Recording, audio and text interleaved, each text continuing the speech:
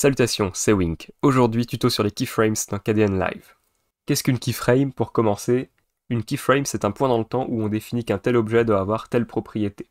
Entre deux keyframes, donc deux endroits avec des propriétés différentes, le logiciel va générer automatiquement tous les états, toute la transition de l'état 1 à l'état 2, pour avoir quelque chose d'animé. Donc les keyframes, ça permet de faire de l'animation. Entre les deux keyframes, l'animation peut être linéaire, donc ça va bouger de manière constante, ou smooth, donc ça va bouger peut-être un petit peu plus doucement au début, prendre sa vitesse de croisière au milieu, et puis redescendre en vitesse sur la fin. C'est des fonctions qu'il est possible de paramétrer, notamment au sein de KDN Live. Voyons justement comment ça se passe dans KDN Live. Je vais importer cette magnifique image de pomme, et je vais créer un background, allez on va le mettre en blanc si c'est possible, merveilleux. Et nous avons cette jolie pomme sur notre banc de montage. Je vais réduire un petit peu d'ailleurs la taille du clip. Et donc pour ajouter des keyframes sur un élément dans KDN Live, il faut commencer par ajouter un effet à cet élément qui supporte les keyframes.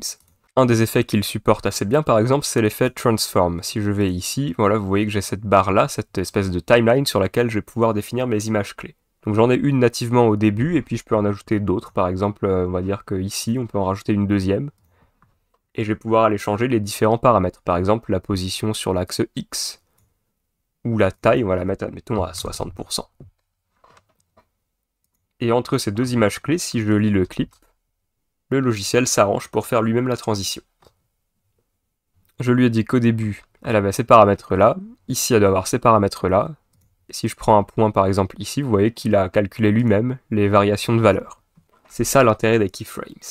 Dans KDN Live, du coup, j'ai plusieurs options sur les keyframes. J'ai ce bouton-là qui me permet d'aller à l'image précédente, ce bouton-là à la suivante, je peux supprimer une image clé avec ce bouton-là, je peux en ajouter une nouvelle avec celui-ci. Par exemple, je peux mettre la pomme un peu plus en bas. Donc là, elle va faire son trajet initial, puis elle va bouger pour aller un peu plus en bas. Je peux ici changer la fonction, l'interpolation, en fait, c'est ce que je vous expliquais, c'est-à-dire la fonction qui définit comment va se faire la transition. Donc là, c'est en linéaire, donc la variation des valeurs est constante, mais si je la mets en smooth, il va s'arranger pour nous faire ça de manière un peu plus lisse.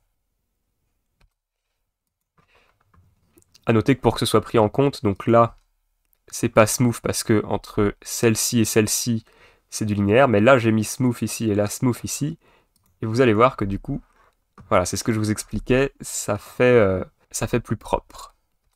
J'ai d'autres boutons, par exemple, si je sélectionne cette image clé, je peux la bouger à l'endroit du curseur grâce à ce bouton-là. Là j'ai décalé l'intervalle de temps pendant lequel l'animation se joue. Des effets qui supportent les images clés, on en a d'autres, c'est pas le seul. Par exemple, j'ai l'effet qui s'appelle Hue Shift qui me permet d'aller changer la colorimétrie de l'image.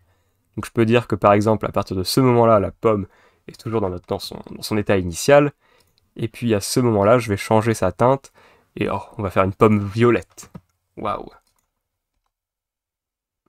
Et hop, elle passe en violet. Là, je l'ai fait pour de l'image, mais c'est possible aussi pour du son. On peut faire des keyframes sur un effet de volume. On peut faire des keyframes sur pas mal d'éléments. Et c'est comme ça qu'avec KDN Live, on peut réussir à créer des jolies animations.